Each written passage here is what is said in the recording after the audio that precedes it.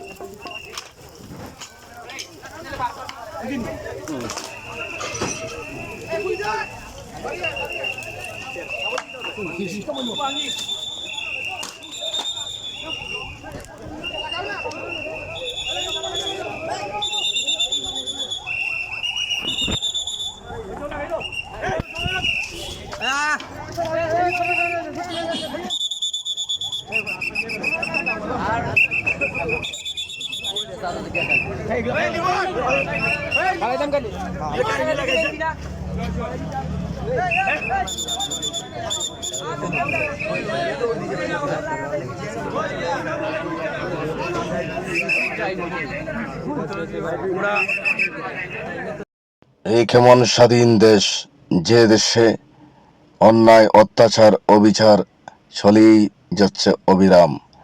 আপনারা দেখছেন এখানে যে গাড়িগুলা ধাউ ধাউ করে আগুন লেগে জ্বলে গেছে, সেই ভূমিতে ছিল অনেক জানা অজানা ঘটনা।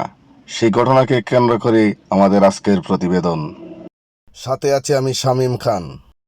এক পক্ষের দাবি হচ্ছে আমাদের বৈধ কাগজপাতি থাকার পরেও কেন আমাদের এই ভূমিতে এলাকাবাসী ক্ষিপ্ত হয়ে আমাদের উপর অ্যাটাক করেছেন। কি এমন অপরাধ ছিল আমাদের? 5 আগস্ট দেশ স্বাধীন হওয়ার পর এখানে তৈরি করা হয়েছে এক মিনি আয়নাগর। যে আয়নাগরে রাত্র হলেই চলত অসামাজিক কার্যকলাপ, অনৈতিক কর্মকাণ্ড, যেখানে মানুষকে জিম্মি করে উদ্ধার করা হতো লক্ষ লক্ষ টাকা। এ যেন এক অপরাধ জগতের সর্বরাজ্যে পরিণত হয়েছে এই সাগরদিঘির পার ড্রিম সিটি নামক যে জায়গাটি, সেই জায়গায়। সত্য ঘটনা, কোনো নাটক সিনেমা নয়। এখানে এলাকাবাসীর মুখ থেকে বেরিয়ে এসেছে এই জায়গাটি ছিল সরকারি মৎস্য ভবন, সরকারি অধিদপ্তরের সরকারি মৎস্য ভবন, এমনটাই এলাকাবাসীর দাবি। দীর্ঘদিন যাবৎ যখন যে সরকার ক্ষমতায় আসে, সেই সরকারের স্থায়ী নেতৃবৃন্দ মিলে এই জায়গাটিকে দখল করে নেয়।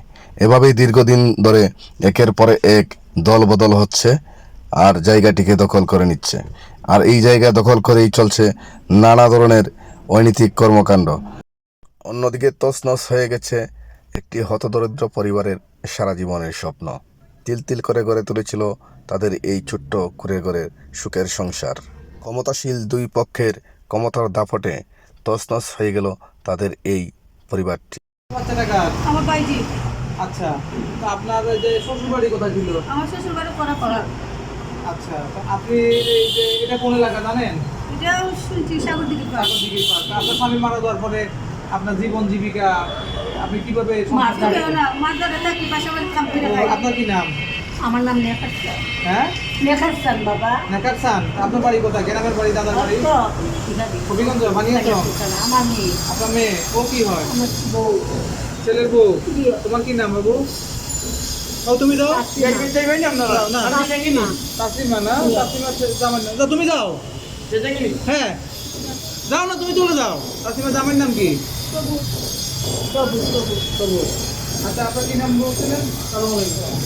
আপনি কি নাম বলছিলেন? আচ্ছা, আপনি এই বাড়িতে এটা কার বাড়ি ছিল? কার বাড়ি নামটা? আমি আসলাম বর্ণমালা পয়েন্ট 12-13 বছর হইব। আমার ছেলের 6 মাস নিয়ে এসেছিল আর কি বেশি হইব। ওটা ঘরটা একটু ছোটো, মানে আমরা একটা ফ্যামিলি সব তো বড় বাচ্চা কাচ্চা মানে ওই একটা মুন্সিপালির বাড়িছিলাম। একজন ওইটা ওই বাসা তো ওই দিয়ে দেখতে পারো। মালিক কে ছিল? এটার মালিক শুনছিলাম আমি আপনার রাজু, কিন্তু রাজু ভাড়া নিত বেশি দিন হয়েছে না, তো 3 মাস হয়েছে আমি আইছি। 3000 টাকা। আর তা বাদে ওই টাইমে নেওয়ার পরে যখন টাইম দিতে হয়েছে তা বাদে আরেকজনে নিতে পারা ওই ভাড়া। এখানে আপনার থাকতেন পাশে যে একটা পাকা দালান ছিল, এখানে কারা আরেক ফ্যামিলি কে ছিল? এখানে কারা খামের মানুষ ছিল। কারা ছিল পাশের পাশে? কারা ছিল? বিল্ডিং এ ছিল কারা? বিল্ডিং ছিল আপনার ওই যেটা সাগরের বউ, সাগরের আম্মা। আম্মা জি। পাকা দালালি জি, ছিল। পাকা দালালি। তো এখানে নাকি বিভিন্ন ধরনের লোকজন আছে, একটু বলেন তো আপনি কি শুনেন ভাইয়া, শুনছেন? শুনেন, আমরা ছিলাম কারণ আপনি ছিলেন টিনের কথা ছিলেন? জি, আমি চিন্তা বলেন। করছিলাম। আমি না এটাই আমি বলতে পারবো, আমার আইনের মানুষ রাখবো ওই যে তারপর যখন তারা আইসে এখনো কই আমরা সকাল হইলে যাই পরের বাসার সামনে সন্ধ্যার সময়। রাতের বেলা কি দেখছেন? এখন রাতবেলা খাওয়া দাওয়া কইরা ও আমরা খামের শরীর আমরা সবাই করতে পারি বাবা কিন্তু আপনারা কি বুঝলেন যে এখানে বাইরের লোকজন আসে মোটরসাইকেল শব্দ দিয়ে বা অবশ্যই বলেন? আমরা আমার এক মেয়ে কামড় যায়, আমিও কামড় যাই। ওটারও কি 8টা দিন আয় বাবা, খান থেকে আইয়া রান্না বাড়া বাড়া আমরা বেশ দেখে আপনারা না না রাতের বেলা লোকজন রাইতের বেলা রূপ জানাইলে তো অনিতে পারি হলা তারা কিতা করে ঘুমের ভিতরে ট্যাপ পাইতেন যে লোকজন আসে, কথা তো হুঁশে বলতে হবে। মানুষ তো আমি ঘুমাইছি, আমার বিল্ডিং এ যদি গেট খুলে লোকজন হইলো অবশ্যই ট্যাপ পাইতেন, লোকজন আসতে ট্যাপ পাইতেন।